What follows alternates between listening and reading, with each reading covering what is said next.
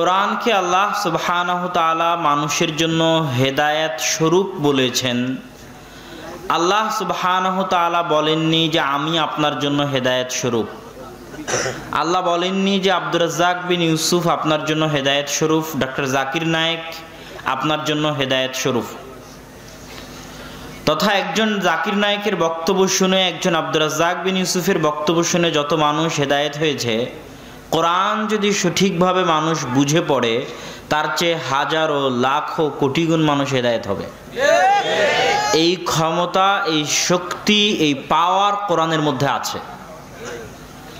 কিন্তু কোরআন বুঝার মতো অনুভূতি, কোরআন বুঝার মতো জ্ঞান মানুষের লাগবে, যেটা আমাদের সমাজে নাই। এরকম আধা ঘন্টার একটা বক্তব্য শোনা অনেক সহজ, এবং এরকম একটা প্রোগ্রামের আয়োজন করাও সহজ। ঠিক এরকম একটা মানববন্ধন, একটা মিছিল, একটা সমাবেশ, রাজপথে একটা সমাবেশের আয়োজন করা অনেক সহজ, কেননা ওটাতে আবেগের বহিঃপ্রকাশ থাকে, আর আবেগের বহিঃপ্রকাশ ঘটাতে বাঙালি খুব পছন্দ করে। কিন্তু এই যতক্ষণ ধরে আমি আপনাদের সামনে আলোচনা করতেছি, অন্য বক্তারা আলোচনা করতেছে, ততক্ষণ ধরে আপনাদের সবাইকে যদি আলিফ বা তা সা শেখানো হতো তো বেশি উপকার হতো। কিন্তু কেউ আলিফ বা তা সা শেখার জন্য মসজিদে যাবে না, কিন্তু বক্তব্য শোনার জন্য এখানে ঠিকই এসেছে। কেন? আলিফ বা তা সা শেখা কঠিন, আর আধা ঘন্টা বক্তব্য শোনা সহজ। কান কি আইয়াসি, কানের আরাম অনেক মজার জিনিস, কিন্তু চোখে পড়ে কিছু শিখা অনেক কঠিন।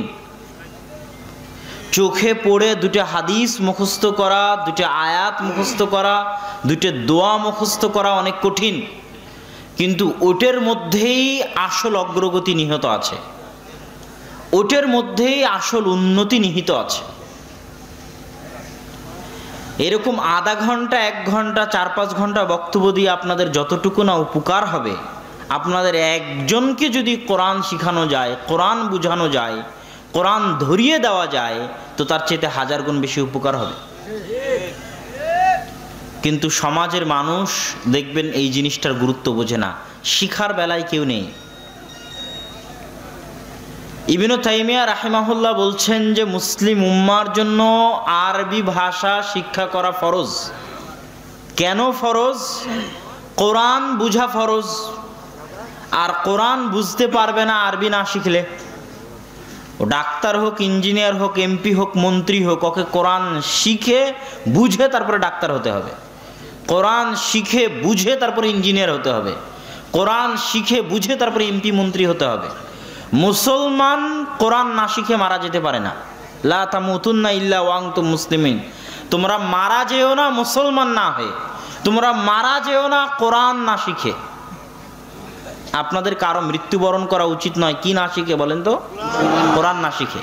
এর চেয়ে বড় আফসোস জীবনে আর থাকবে না, মৃত্যুর পরে থাকবে না, জীবদ্দশায় থাকবে না, যদি মরার সময় দেখেন যে আপনি কোরআন জানেন না। কালামুল্লাহ, আল্লাহর বাণী, যেটা আপনি পড়া জানেন না, বুঝা জানেন না। মুসলমানের কোনো সন্তানের বেড়ে ওঠা উচিত নয় কোরআন না শিখে, এবং এর জন্য মসজিদ কমিটি, সমাজ দায়ী। মুসলমানের কোনো সন্তানকে যেন তারা কোরআন না শিখে বড় না করে, এর জন্য দায়িত্বশীলেরা কিয়ামতের মাঠে জিজ্ঞাসিত হবেন। এমপি, মন্ত্রী, চেয়ারম্যান, মেম্বার, মসজিদ কমিটির সভাপতি, তার আশেপাশে থাকা কোনো মুসলমানের সন্তান যে কোরআন না শিখে বড় হয়েছে আর সে তাকে কোরআন শিখানোর চেষ্টা করেনি, জবাবদিহি দিতে হবে। কোরআন এত গুরুত্বপূর্ণ জিনিস, কোরআনই সব কিছু। কোরআনই হচ্ছে মুআজিজা। গত 1400 বছরে আর নবী আসেননি কেন? কোরআন আছে, এই জন্য নবীর প্রয়োজন নাই। আরও ভবিষ্যতে কিয়ামত পর্যন্ত নবী আসবেন না কেন?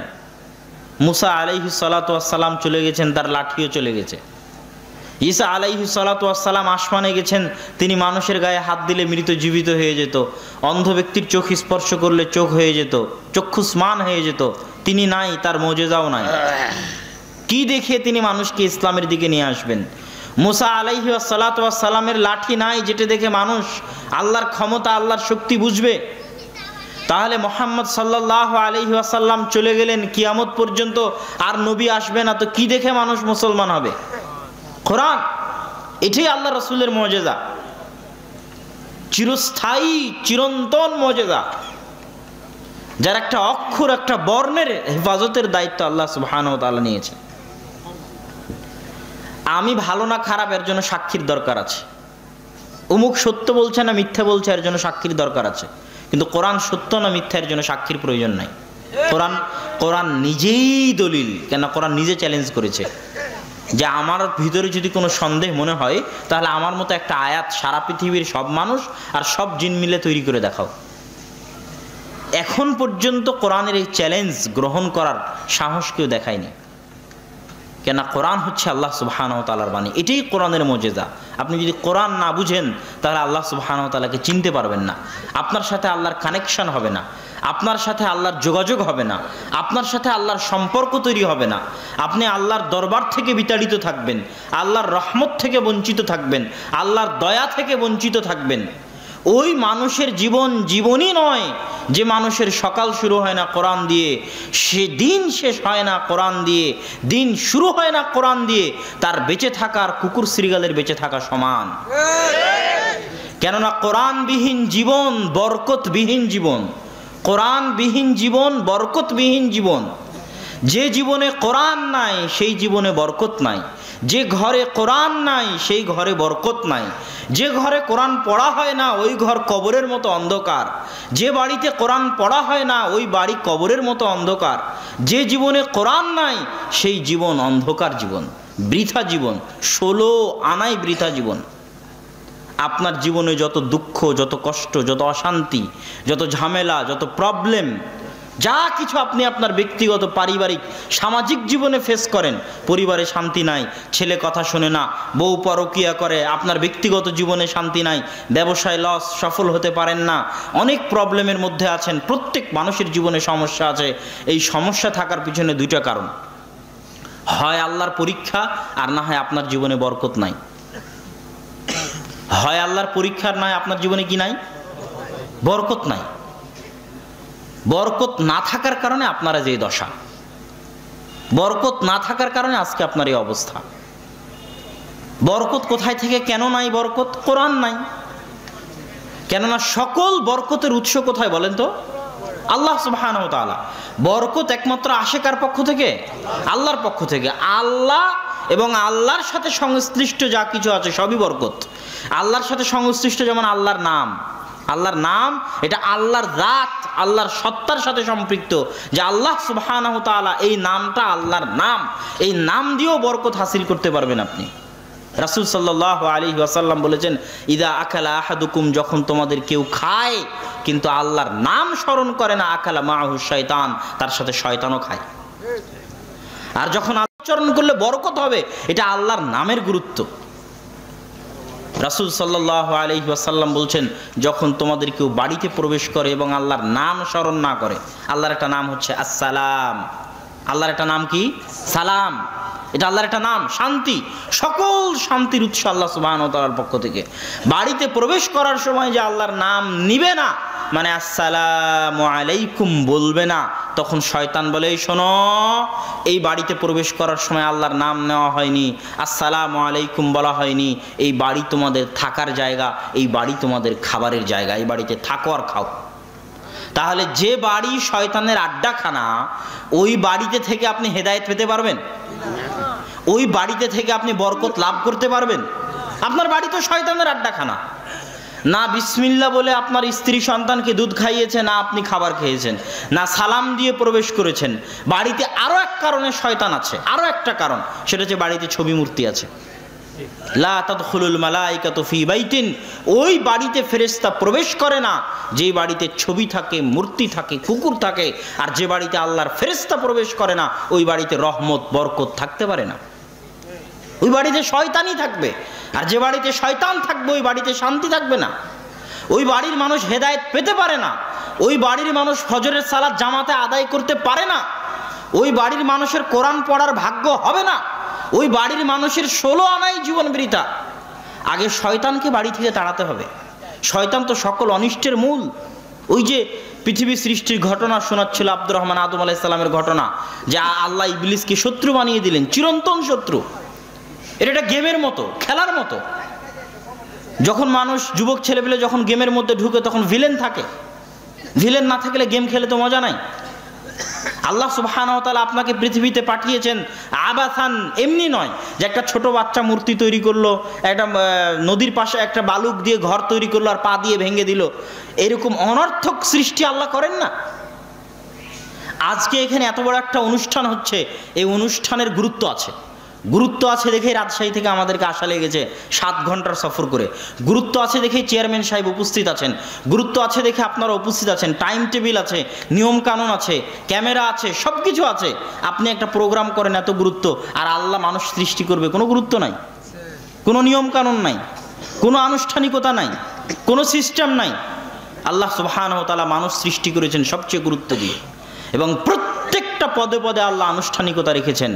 কখন মায়ের পেটে আসবে, 440 হলে রূহ ফু দিতে হবে, ফেরেশতা আসবে, ভাগ্য লিপিবদ্ধ করতে হবে, কখন পেট থেকে বের হবে, কিভাবে খাবারের ব্যবস্থা করতে হবে, মায়ের বুক থেকে দুধের ঝর্ণাধারা দিতে হবে, কিভাবে আর হিসাব কানুন চালু করতে হবে। আমি একটা যদি এক জায়গায় রিভলভার হাতে করে গুলি করি, তো আমার ফরেনসিক রিপোর্টে ধরা পড়বে যে আমার হাতের ফিঙ্গারপ্রিন্ট ছিল। আল্লাহ সুবহানাহু ওয়া তাআলা কিয়ামতের মাঠে হাতকে বলবেন কথা বলো, মানে যা যা স্পর্শ করেছে হাত ধরে রেখেছে। মানুষ যদি হাতের ফিঙ্গারপ্রিন্ট ধরতে পারে, আল্লাহ পারবেন না? মানুষ যদি ফরেনসিক রিপোর্ট করতে পারে হাতের, আল্লাহ পারবেন না? মানে এই হাত দিয়ে যা যা স্পর্শ করা হয় সব এখানে কি আছে? রেকর্ডেড। এই হাতের মধ্যে কি আছে? রেকর্ডেড আছে। এটা মানুষ ধরতে পারতেছে, সেটা আল্লাহ সুবহানাহু ওয়া তাআলা কিয়ামতের মাঠে মুখ বন্ধ করে দিয়ে, নাখতিমু আলা আফওয়াহিম, মুখ বন্ধ করে দিয়ে হাত আর পাকে কথা বলতে বলবেন। এগুলো আল্লাহর সিস্টেম, আপনাকে অপরাধী প্রমাণ করার। ফামান ইয়ামাল মিসকালা যাররাতিন খায়রান ইয়ারা, কেউ যদি সরিষা সমপরিমাণ কল্যাণ করে কিয়ামতের মাঠে দেখতে পাবে। পড়া পরের কথা, জানা পরের কথা, দেখবে।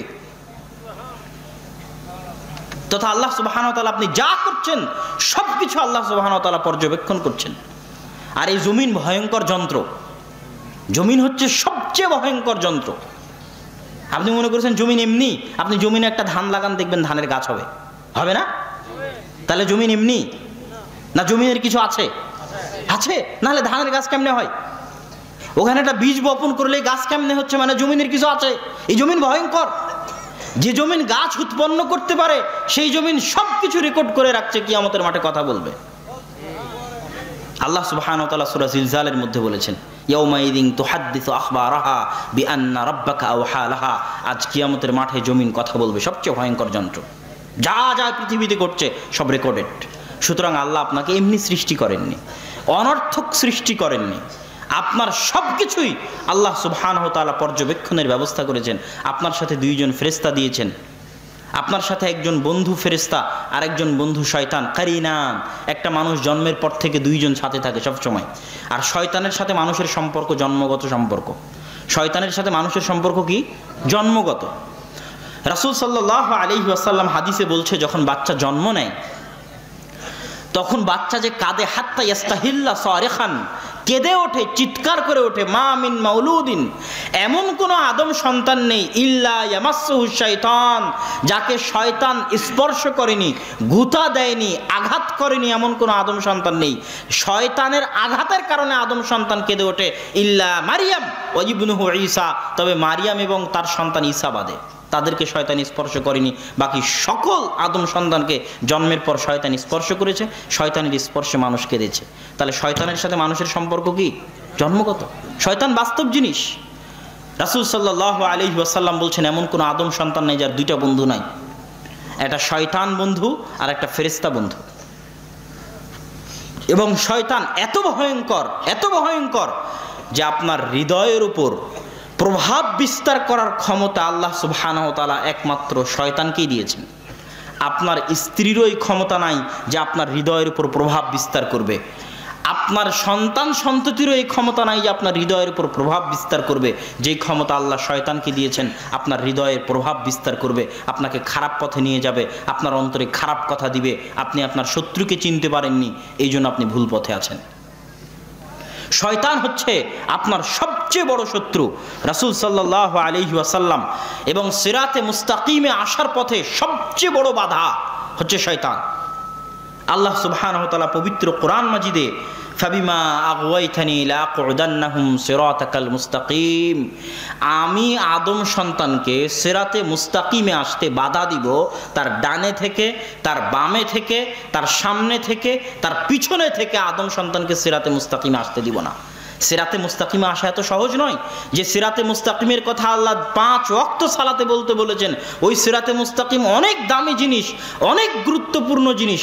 ওই সিরাতে মুস্তাকিমে একমাত্র তারাই আসতে পারে আল্লাযীনা আনআমতা আলাইহিম, যাদের উপর আল্লাহর দয়া আছে। সিরাতে মুস্তাকিমে একমাত্র কারা আসতে পারে? যাদের উপর আল্লাহর দয়া আছে। আর সিরাতে মুস্তাকিমে আসার ভাগ্য তাদের হবে না গায়রিল মাগদুবি আলাইহিম ওয়ালাদ-দাল্লিন, যারা অভিশপ্ত, যারা পথভ্রষ্ট, তাদের সিরাতে মুস্তাকিমে আসার ভাগ্য হবে না। আপনি আল্লাহ আপনাকে ভালোবাসে না বাসেন না, এটা বুঝার উপায় আপনার ধন সম্পদ নয়, এটা বুঝার উপায় আপনার ক্ষমতা নয়, এটা বুঝার উপায় আপনার পাওয়ার নয়, এটা বুঝার উপায় আপনার সম্মান নয়, এটা বুঝার উপায় আপনার মর্যাদা নয়। ইন্নাল্লাহা ইউতিদ দুনিয়া লিমান ইউহিব ওয়া মান লা ইউহিব, আল্লাহ যাকে ভালোবাসেন তাকেও দুনিয়া দেন, যাকে ভালোবাসেন না তাকেও দুনিয়া দেন। আল্লাহ যাকে ভালোবাসেন তাকেও সম্মান দেন, যাকে ভালোবাসেন না তাকেও সম্মান দেন। আল্লাহ যাকে ভালোবাসেন তাকেও ক্ষমতা দেন, আল্লাহ যাকে ভালোবাসেন না তাকেও ক্ষমতা দেন। আল্লাহ ফেরাউনকেও ক্ষমতা দিয়েছিলেন, কারুনকেও সম্পদ দিয়েছিলেন, আল্লাহ দাউদ আর সুলাইমানকেও ক্ষমতা দিয়েছিলেন, সম্পদ দিয়েছিলেন। তাহলে আল্লাহর ভালোবাসা কি দিয়ে বুঝবেন? আল্লাহ সুবহানাহু ওয়া তাআলা তাকে ভালোবাসেন যাকে তার আনুগত্য করার সুযোগ দেন। আজকে ফজরের সালাত জামাতে আদায় করার আপনার সুযোগ হয়েছে কিনা আপনি নিজে জিজ্ঞেস করে দেখেন। যদি আপনার ফজরের সালাত জামাতে আদায় করার সুযোগ হয়, তাহলে আপনার উপর আল্লাহর দয়া আছে। আর যদি সুযোগ না হয়ে থাকে, তাহলে এটাই আপনার জন্য আল্লাহর পক্ষ থেকে সবচেয়ে বড় শাস্তি। আপনি যদি গান বাজনায় ব্যস্ত থাকেন, পাবজি ফ্রি ফায়ার গেমে ব্যস্ত থাকেন, সুদ ঘুষে ব্যস্ত থাকেন, আপনার মুখে যদি দাড়ি না থাকে, তাহলে জেনে রাখবেন এটাই আপনার জন্য বড় শাস্তি। আপনার ধন সম্পদ ধ্বংস হয়ে যেতে হবে, এটা শাস্তি। ওটা শাস্তি নয়, ওটা তো ধোঁকা আল্লাহর পক্ষ থেকে। আপনি জেলে যাবেন, এটা শাস্তি, ওটা তো শাস্তি নয়। আপনার জন্য এটাই সবচেয়ে বড় শাস্তি, যে আল্লাহ তার রহমত থেকে, তার করুণা থেকে, তার দরবার থেকে, তার দয়া থেকে, তার বরকত থেকে আপনাকে বঞ্চিত রেখেছেন, বিতাড়িত রেখেছেন, আল্লাহর অবাধ্য করে রেখেছেন, আল্লাহর আনুগত্য থেকে দূরে রেখেছেন। এটাই সবচেয়ে বড় শাস্তি। এটা বুঝে আপনাকে কষ্ট পেতে হবে। এটাই পৃথিবীর বাস্তবতা। আপনার ক্ষমতা, আপনার ধন সম্পদ আল্লাহর পক্ষ থেকে ধোঁকা, ছাড়। আল্লাহ সুবহানাহু ওয়া তাআলা ধন সম্পদ ক্ষমতা সবাইকে দেন, যাকে ভালোবাসেন তাকেও দেন, যাকে ভালোবাসেন না তাকেও দেন। কিন্তু দিনের জ্ঞান, মান ইউরিদিল্লাহু বিহি খায়রান ইফাক্কিহু ফিদ্দীন, আল্লাহ যাকে ভালোবাসেন তাকে দিনের জ্ঞান দান করেন। তাহলে আপনার সাথে কি আল্লাহর সম্পর্ক আছে? আল্লাহ কি আপনাকে ভালোবাসে? আল্লাহ সুবহানাহু ওয়া তাআলার সাথে কি আপনার কোনো যোগাযোগ আছে? আল্লাহর সাথে কি আপনার কোনো কানেকশন আছে? এটা আপনাকে জিজ্ঞেস করতে হবে। আপনি কি আল্লাহর দরবারে 2 হাত তুলে কিছু চাইতে পারবেন, না আপনার লজ্জাবোধ হবে? এটা আপনাকে জিজ্ঞেস করতে হবে। মানুষ ইবাদতের জোরে জান্নাতে যেতে পারবে না, ইবাদতের পাওয়ারে মানুষ জান্নাতে যেতে পারবে না। মানুষের জান্নাতে যাওয়ার একটাই পাওয়ার, সেটা হচ্ছে আল্লাহর সামনে নত হওয়া, আল্লাহর সামনে ছোট হওয়া। ইবনুল কাইয়িম রাহিমাহুল্লাহ লিখছেন, অনেক মানুষ ইবাদত করে জাহান্নামে যাবে, অনেক মানুষ গুনাহ করেও জান্নাতে যাবে। কেন? যেমন আপনি আপনার পড়োশী একজনকে হয়তো দেখছেন সে গুনাহ করছে। আমাদের মধ্যে এরকম একটা স্বভাব আছে, বিশেষ করে আমাদের, আমি নাম বলতেও হচ্ছে, আমাদের আহলে হাদিস সমাজে, যে উমুক মাযহাবি, উমুক বেদাতি, উমুক মুশরিক, আর আমি জান্নাত কিনে নিয়েছি। এই যে অপরকে ছোট করে নিজেকে বড় করে দেখা যায়, জান্নাত আমার বাপের পৈতৃক সম্পত্তি। এটার কথা ইবনুল কাইয়িম রাহিমাহুল্লাহ বলছেন, বহু মানুষ আমল করে জাহান্নামে যাবে, আর গুনাহ করার পরেও বহু মানুষ জান্নাতে যাবে। কেন? আমল যদি আপনার ভিতরে অহংকার দেয়, আমি সহিহ আকীদায় আসছে মুক্ত বেদাতি, বুঝেননি? আমল যদি আপনার ভিতরে অহংকার দেয়, তো এই আমল আপনাকে কোথায় নিয়ে যাবে? জাহান্নামে নিয়ে যাবে। আর গুনাহ, যেই গুনাহ আপনাকে আল্লাহর সামনে ছোট করেছে, ভুলবশত একটা গুনাহ করে ফেলেছেন, আদম আলাইহিস সালাম ভুল করেছিলেন, কিন্তু ওই ভুল তাকে আল্লাহর সামনে এত ছোট করেছে, এত ছোট করেছে, উনি মরা পর্যন্ত বলতে থেকেছেন, রব্বানা যালামনা আনফুসানা ওয়া ইল্লাম তাগফির লানা ওয়া তারহামনা লানাকুনান্না মিনাল খাসিরিন। এই যে আল্লাহর সামনে ছোট হয়ে কাঁদছেন, চাচ্ছেন, এটা আল্লাহর এত প্রিয়, এত প্রিয়, এত প্রিয় যে গুনাহ করেও জান্নাতে চলে যাবেন। কিন্তু আর আপনি আমলের অহংকারে জাহান্নামে চলে যাবেন। সম্মানিত উপস্থিতি, এই জন্য আল্লাহ সুবহানাহু ওয়া তাআলার সাথে সম্পর্ক, আল্লাহ সুবহানাহু ওয়া তাআলাকে বুঝতে পারা। আল্লাহ সুবহানাহু ওয়া তাআলা পৃথিবীতে মানুষ যে ধরনের আমল করবে সেই ধরনেরই প্রতিদান দিবেন। যেমন আপনি এখন দান করলেন না, অনেক মানুষ দান করেছেন। এই দান করা এত শক্তিশালী, এত পাওয়ারফুল ইবাদত যে দান যদি কাফেরও করে, একজন দুর্বল অসহায় মানুষকে যদি কাফেরও সহযোগিতা করে, আল্লাহ সুবহানাহু ওয়া তাআলার প্রতিদান ওকে দুনিয়াতে দিয়ে দিবেন। কি দিবেন? ও যেমন আরেকজনের বিপদ দূর করেছে, আল্লাহর বিপদ দূর করে দিবেন। আপনি মাদ্রাসার বিপদ দূর করলেন না দানটা করে? একটা মাদ্রাসার বিল্ডিং তৈরি করতে তো কষ্ট আছে, সমস্যা আছে, প্রবলেম আছে। আমরাও তো দেখতে পাচ্ছি আব্বুকে মাদ্রাসা গড়তে কত কষ্ট করে মাদ্রাসা তৈরি করতে হয়, গড়তে হয়। তাহলে আপনি যখন একজনের বিপদ দূর করছেন, আল্লাহ সুবহানাহু ওয়া তাআলার নিয়ম হচ্ছে মানুষকে প্রতিদান দিবেন আমল অনুযায়ী, যেমন আমল তেমন প্রতিদান। রাসূল সাল্লাল্লাহু আলাইহি ওয়াসাল্লাম মেরাজে গেলেন স্বপ্নের মাধ্যমে, মেরাজে গেলেন সশরীরে, কিন্তু একটা হাদিসে তিনি স্বপ্নে দেখছেন যে ফেরেশতা তাকে নিয়ে যাচ্ছে। কোথায় নিয়ে যাচ্ছে? নিয়ে যেতে যেতে দেখছেন যে জাহান্নামের একটা গর্ত, যেই গর্তে উলঙ্গ অবস্থায় মানুষ আগুনে জ্বলছে আর তাদের লজ্জাস্থান থেকে দুর্গন্ধ বের হচ্ছে। আরেক জায়গায় গিয়ে দেখলেন, লম্বা হাদিস আমি শুধু সংক্ষেপে বলতেছি, আরেক জায়গায় গিয়ে দেখলেন পাথর দিয়ে একটা রক্তের সমুদ্রে আঘাত করা হচ্ছে। আরেক জায়গায় গিয়ে দেখলেন একজনের রড দিয়ে মুখ চিরে এপার থেকে ওপার, এপার থেকে ওপার করা হচ্ছে। আরেকজনের দেখলেন পাথর দিয়ে মাথায় নিক্ষেপ করা হচ্ছে, পাথর দূরে ছিটকে পড়ে যাচ্ছে, আবার মাথা ঠিক হচ্ছে, আবার পাথর দিয়ে মারতেছে। সব শেষে যখন জিবরাইল আলাইহিস সালাম শোনালেন ঘটনা কি, তো ঘটনা হচ্ছে যাদের লজ্জাস্থান থেকে দুর্গন্ধ বের হচ্ছিল ওরা দুনিয়াতে জেনা করত। আমল যেমন শাস্তি তেমন। কথা বুঝতে পারছেন কি? অন্য জায়গায় দুর্গন্ধ বের হয় না কেন? অন্য কারো দুর্গন্ধ বের হয় না কেন লজ্জাস্থান থেকে? তাদের বের হচ্ছে কেন? তারা জেনা করেছে লজ্জাস্থান দিয়ে। আমল যেমন শাস্তি তেমন। যার মাথা ফাটাচ্ছে সে কি আলেম? ইলম অনুযায়ী আমল করতো না, তো আর জ্ঞান কোথায় ছিল? মাথায় ছিল। তাহলে আমল যেমন শাস্তি তেমন। পুরো আল্লাহ সুবহানাহু ওয়া তাআলা হচ্ছে হাকীমুন আলীম। আপনি যেমন আমল করবেন আল্লাহ প্রতিদান তেমন দিবে। নেক আমল হোক খারাপ আমল হোক, প্রতিদান আল্লাহ সুবহানাহু ওয়া তাআলা তেমনই দিবেন। তো দান করলেন, দান করে আপনি কারো বিপদ দূর করলেন, আল্লাহ প্রতিদান হিসেবে আপনার বিপদ দূর করে দিবেন। অগণিত হাদিস আছে, অসংখ্য হাদিস আছে। মানুষ যদি বিপদ বালা মুসিবত থেকে বাঁচতে চায়, যে বালা মুসিবত যেন না আসে, তাহলে বেশি বেশি কি করতে হবে? দান করতে হবে। আল্লাহ বাখিলের সম্পদকে বিপদ দিয়ে বের করে নেন। আল্লাহ বাখিল কৃপণের সম্পদকে মানত দিয়ে বের করে নেন। সন্তান অ্যাক্সিডেন্ট হয়েছে, সাথে সাথে মানত, মানে আল্লাহ আমার সন্তানকে যদি সুস্থ করে দাও তাহলে একটা গরু মাদ্রাসায় দিব। এই যে একটা গরুর টাকা বের হয়ে গেল মানতের মাধ্যমে, এটা আল্লাহ কার করে? কৃপণ যে দান করে না তার। কথা বুঝতে পেরেছেন? এত বেশি দান করেন যেন বিপদ না আসে। কেন? আমল যেমন প্রতিদান তেমন। কাফেরও যদি দরিদ্র অসহায়কে সহযোগিতা করে তা আল্লাহ সুবহানাহু ওয়া তাআলার প্রতিদান দুনিয়াতে দিবেন। কিছু কিছু আমল আছে যে সমস্ত আমলের প্রতিদান আল্লাহ সুবহানাহু ওয়া তাআলা দুনিয়াতেই দেন। তার মধ্যে একটা খারাপ আমল আছে, যে খারাপ আমলের শাস্তি এত দ্রুত কোনো খারাপ আমলের শাস্তি আল্লাহ সুবহানাহু ওয়া তাআলা দুনিয়াতে দেন না। সহিহ ইবনে হিব্বানের হাদিস। কিন্তু দুইটি আমলের শাস্তি আল্লাহ সুবহানাহু ওয়া তাআলা অতি দ্রুত দুনিয়াতেই বাস্তবায়ন করেন। এক, পিতামাতার অবাধ্য হয়ে চলে যে তার প্রতিদান আল্লাহ তাকে দুনিয়াতেই দিবেন। সে তার চোখে দেখতে পাবে পিতামাতার অবাধ্যতার প্রতিদান। হয় তার সন্তান তার অবাধ্য হয়ে যাবে, ও যদি ওর বাপকে বৃদ্ধাশ্রমে রেখে আসে তো ওর সন্তান ওকে বৃদ্ধাশ্রমে রেখে আসবে। না হয় কোনো না কোনো মাধ্যমে আল্লাহ পিতামাতার অবাধ্যতার শাস্তি দুনিয়াতেই দিবেন। আর একটা হচ্ছে জেনা।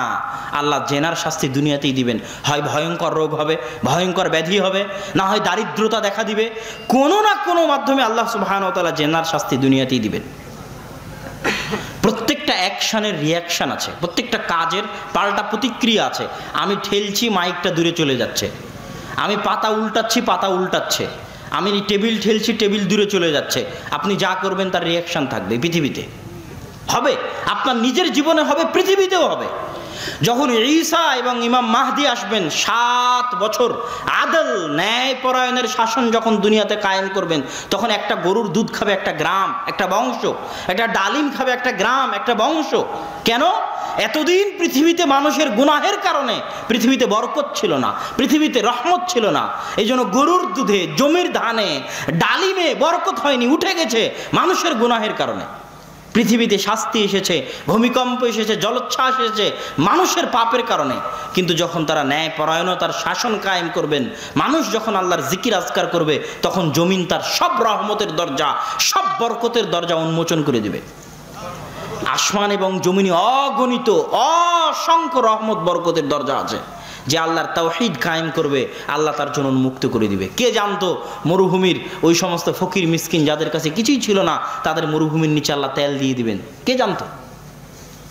ইন্নাল্লাহ আলা কুল্লি শাইইন কাদির। সম্মানিত উপস্থিতি, তো আমরা আলোচনা করছিলাম যে একজন মানুষ, আল্লাহ সুবহানাহু ওয়া তাআলা মানুষকে পৃথিবীতে আবাথা এমনি সৃষ্টি করেনি। আর একজন মানুষের সবচেয়ে বড় শত্রু হচ্ছে শয়তান, এবং শয়তান মানুষকে সিরাতে মুস্তাকিম থেকে দূরে রাখার জন্য আপ্রাণ চেষ্টা করে। রাসূল সাল্লাল্লাহু আলাইহি ওয়াসাল্লাম এবং আল্লাহ সুবহানাহু ওয়া তাআলা পবিত্র কোরআন মাজিদে এবং আল্লাহ রাসূল তার হাদিসে শয়তান সম্পর্কে অগণিত অসংখ্য হাদিস। কোরআনের পৃষ্ঠা উল্টালেই দেখবেন শয়তান, হাদিসের পৃষ্ঠা উল্টালেই দেখবেন শয়তান, হাদিসে হাদিসে শয়তান, আয়াতে আয়াতে সূরায় সূরায় শয়তান।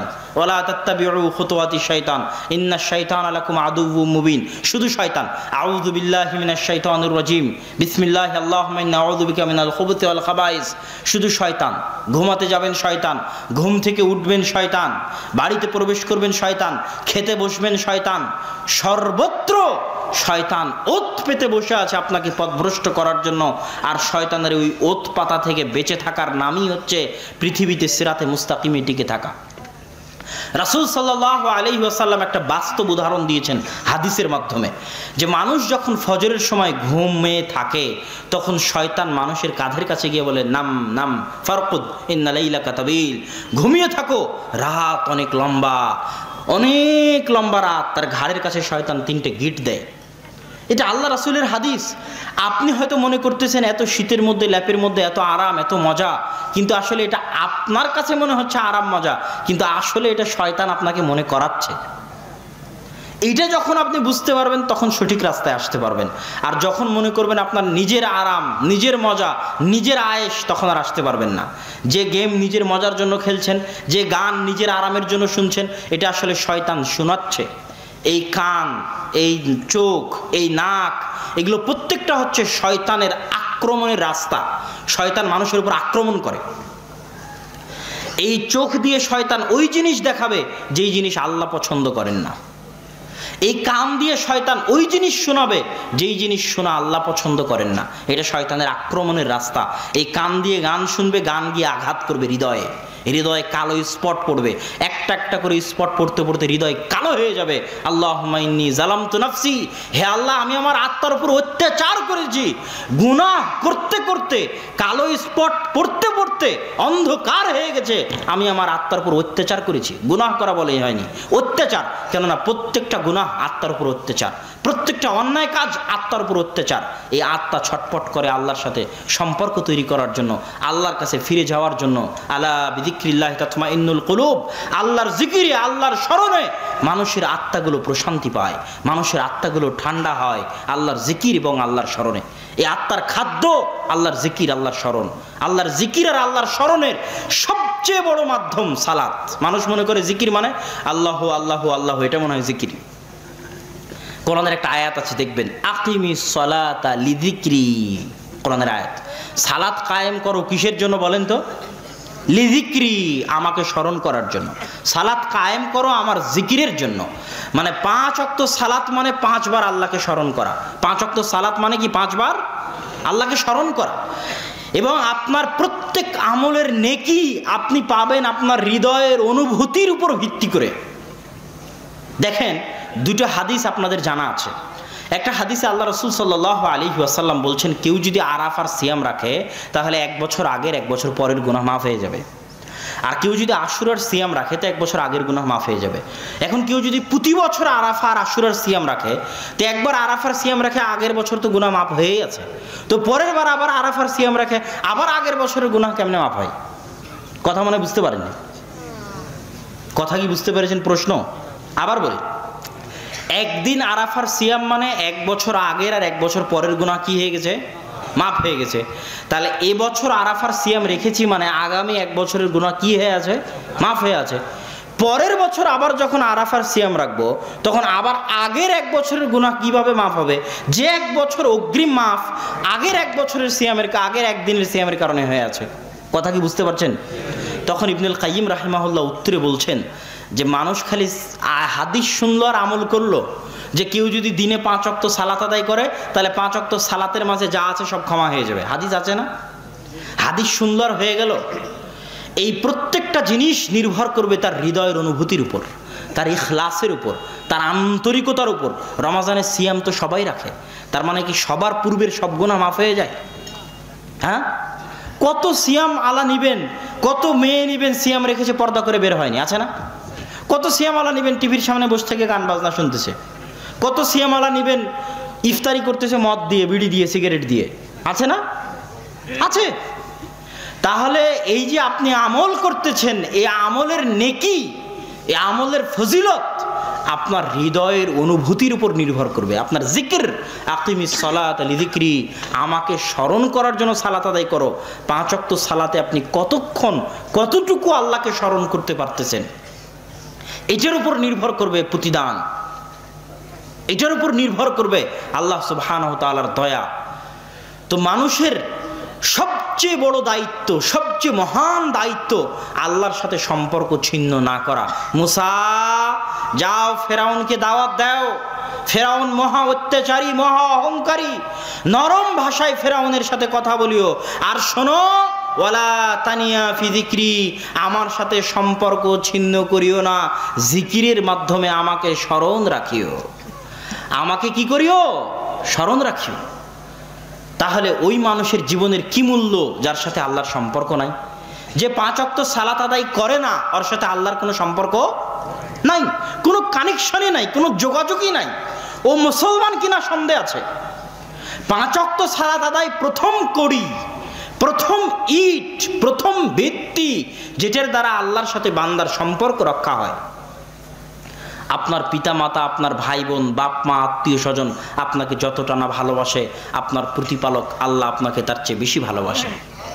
ফাযকুরুনি আযকুরুকুম, আপনি আফ্রিকার জঙ্গলে বসে যদি আল্লাহকে স্মরণ করেন, আটলান্টিক মহাসাগরের অতল গহ্বরে যদি আল্লাহকে স্মরণ করেন, আল্লাহ সাথে সাথে আপনাকে স্মরণ করবেন। এটা আল্লাহর ওয়াদা, এটা আল্লাহর ওয়াদা যে আল্লাহ আপনাকে সাথে সাথে স্মরণ করবেন। আল্লাহ সুবহানাহু ওয়া তাআলা কোরআনে বলছেন, যদি ইউনুস আমাকে স্মরণ না করতো, লা ইলাহা ইল্লা আনতা সুবহানাকা ইন্নী কুনতু মিনাজ জালিমিন, এটা যদি বারবার না পড়তো, লা লাবিসা ফীহি ইলা ইয়াউমি ইউবাসুন, তাহলে আমি ইউনুস আলাইহিস সালাতু ওয়াস সালামকে মাছের পেটে কিয়ামত পর্যন্ত রেখে দিতাম। এটা হচ্ছে আল্লাহর স্মরণের গুরুত্ব, আল্লাহর জিকিরের গুরুত্ব। বেশি বেশি আস্তাগফিরুল্লাহ, বেশি বেশি আলহামদুলিল্লাহ, বেশি বেশি আল্লাহু আকবার, এটার গুরুত্ব। এই জন্যই মানুষকে সৃষ্টি করা হয়েছে। ওমা খালাকতুল জিন্না ওয়াল ইনসা ইল্লা লিয়াবুদুন, ইবাদত নয়, দাসত্ব। ইবাদত বললে আপনি বুঝবেন যে সালাত সিয়াম করে দিলাম হয়ে গেল, যে আমি তোমাকে সৃষ্টি করেছি কিসের জন্য? আমার ইবাদতের জন্য। তাহলে আপনি বুঝবেন সালাত সিয়াম করলাম, ইবাদত শেষ। দাসত্ব, দাসত্ব মানে পার্মানেন্টলি ফুল টাইম 24 আওয়ার্স দাসত্ব, 24 ঘন্টা সকাল থেকে সন্ধ্যা পর্যন্ত 24 ঘন্টা দাসত্ব। আর আল্লাহর দাসত্ব এত মজার, এত মহান, এত ফজিলতপূর্ণ যে নিজেকে পরিপূর্ণরূপে আল্লাহর দাসত্বের সামনে সঁপে দিবে, সে পৃথিবীর সকল দাসত্ব থেকে মুক্ত হয়ে যাবে। আল্লাহু আকবার। যে সম্পূর্ণরূপে নিজেকে আল্লাহর দাসত্বের সামনে সঁপে দিবে, সে পৃথিবীর সকল দাসত্ব থেকে মুক্ত হয়ে যাবে। পৃথিবীর কেউ টাকার দাস, পৃথিবীর কেউ নারীর দাস, পৃথিবীর কেউ বইয়ের দাস, পৃথিবীর কেউ সন্তান সন্ততির দাস, পৃথিবীর কেউ আত্মীয় স্বজনের দাস, পৃথিবীর কেউ প্রধানমন্ত্রীর দাস, পৃথিবীর কেউ চেয়ারম্যান মেম্বারের দাস, পৃথিবীর কেউ টাকাওয়ালার দাস। প্রত্যেকটা মানুষ কোনো না কোনো স্তরে কারো না কারো দাসত্ব করছে। একমাত্র সেই দাসত্ব থেকে মুক্ত যে সম্পূর্ণরূপে আল্লাহর দাস, ওই সবচেয়ে বড় স্বাধীন।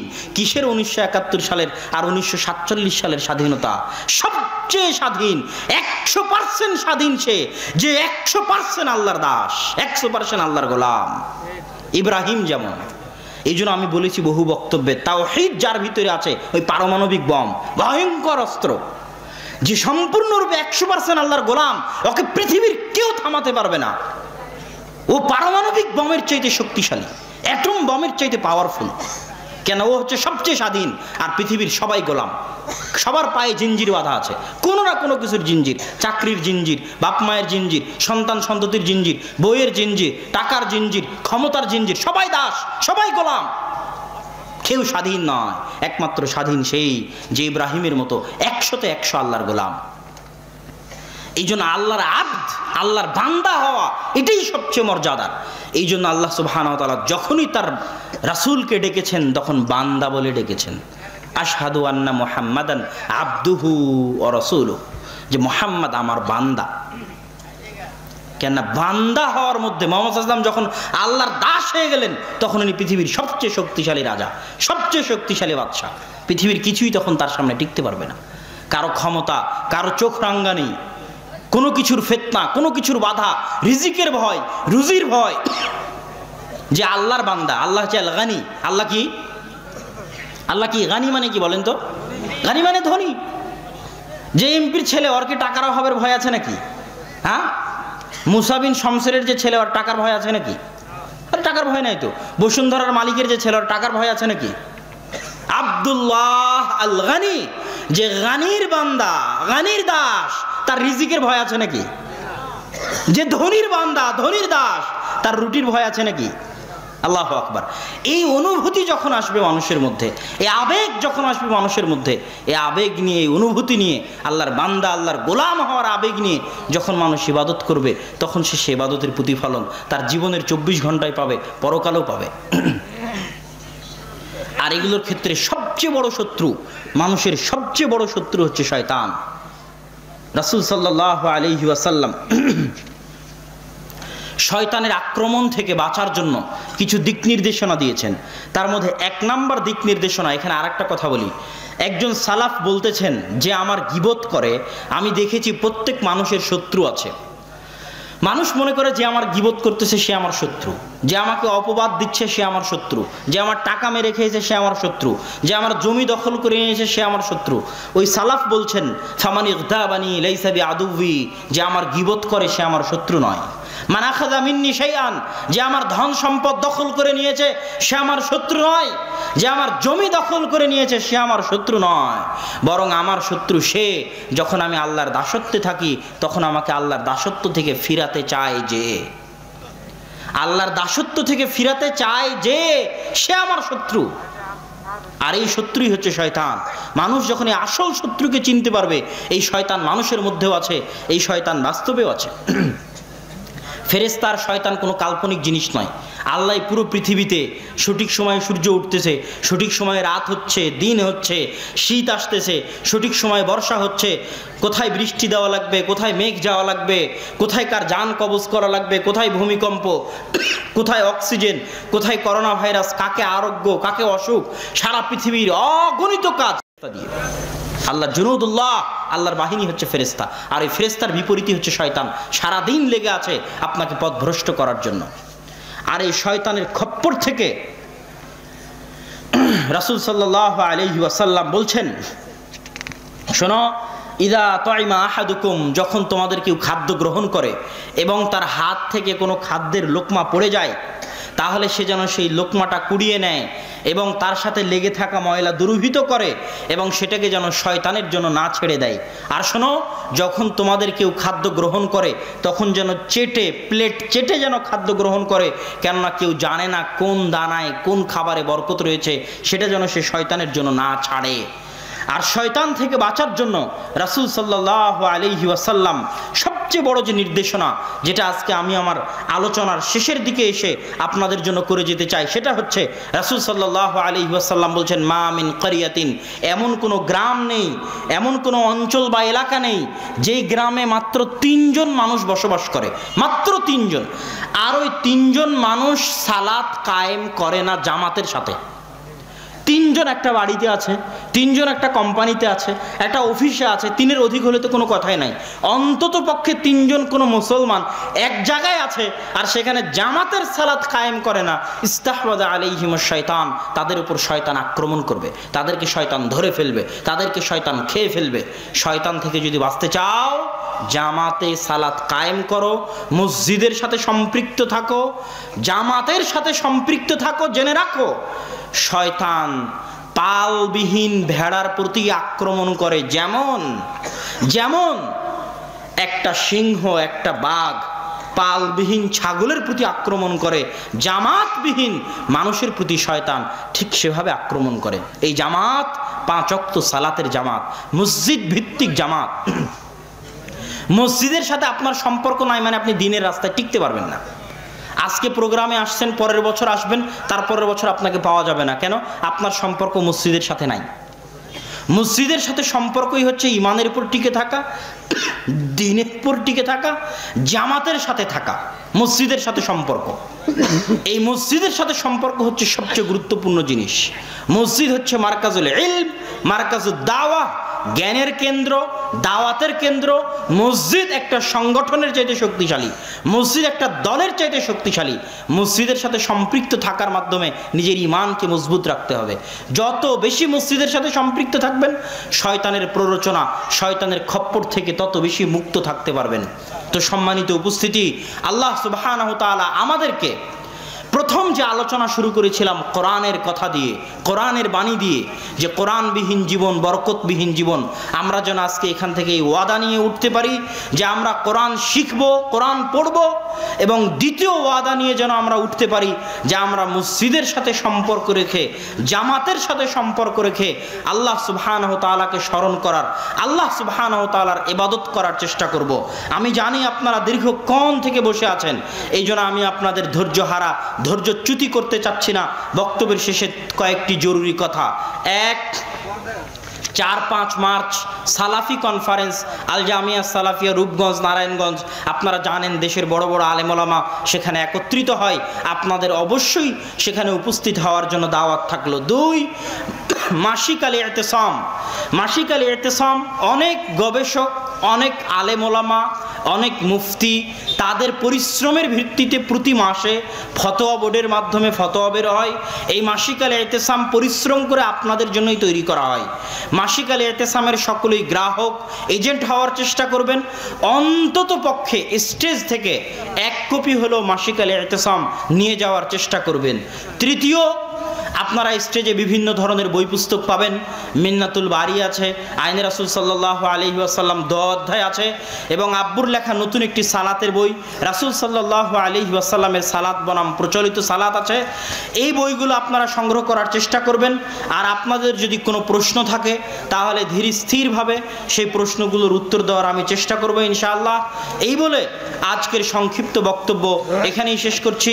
ওয়া আখিরু দাওয়ানা আনিল হামদুলিল্লাহি রাব্বিল আলামিন। আসসালামু আলাইকুম ওয়া রাহমাতুল্লাহি ওয়া বারাকাতুহু।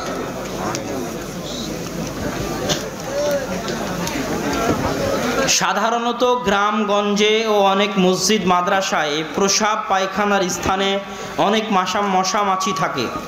অনেক সময় দেখা যায় এগুলো শরীরে বসে।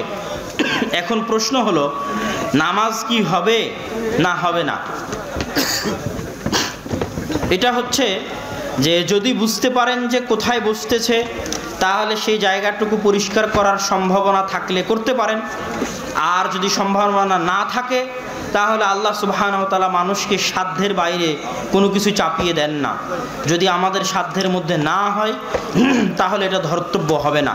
আল্লাহ সুবহানাহু ওয়া তাআলা সাধ্যের বাইরে কিছু চাপান না। কোনো এক বক্তা বলেছেন, পাশ্চাত্য দেশগুলোতে স্থায়ীভাবে বাস করলে জাহান্নামী। এটা কতটুকু সঠিক তা আমি জানি না, তবে দারুল কুফর তথা কাফের দেশে বই পুস্তকগুলো আপনারা স্টেজে পাচ্ছেন, হ্যাঁ বইগুলো ছেড়ে দেন। কাফের দেশে বসবাস করা মুসলমানদের জন্য উচিত নয়। কয়েকটা কারণে একজন মুসলমান কাফের দেশে থাকতে পারে। 1, কোনো কিছু অর্জন করার জন্য, যেটা মুসলিম দেশে নাই সেটা সে কাফের দেশে পাচ্ছে, এমন কোনো জ্ঞান। 2,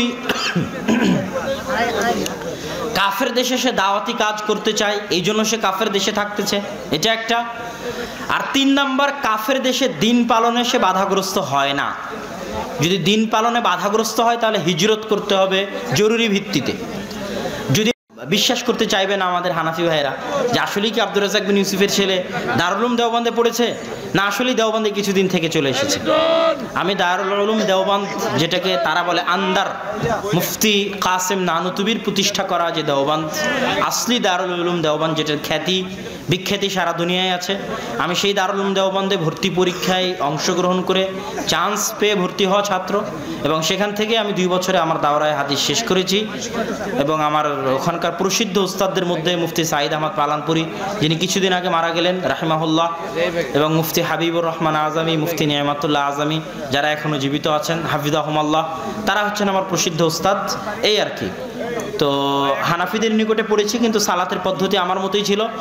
এবং যে মাদ্রাসা আমি হেফজ করতাম, যেখানে হেফজ শেষ করেছি, মাওলানা লাল মোহাম্মদ সাহারানপুরি মাজাহিরির নিকটে, ওই মাদ্রাসায় একজন পীর সাহেব ছিলেন, যিনি বানারস শহরের একজন বিখ্যাত পীর, গিলেট বাজার মাদ্রাসা। উনি আমাকে বলেছিলেন যে মাইনে मजहब के लिए मदरसा नहीं खोला और मसलक के लिए मदरसा नहीं खोला, इल्म हासिल करने के लिए मदरसा खोला हूँ। आप बेला झिझक रफुल यदैन कीजिएगा, आप बेला झिझक सीने पर हाथ बांधिएगा। এতটুকুই, যারা বুঝার তারা তো বুঝতে পারছেন। বারাকাল্লাহ ফিকুম, জাযাকুমুল্লাহু খায়রান। আসসালামু আলাইকুম ওয়া রাহমাতুল্লাহি ওয়া বারাকাতুহু। আসসালামু আলাইকুম। সম্মানিত উপস্থিতি, আগামী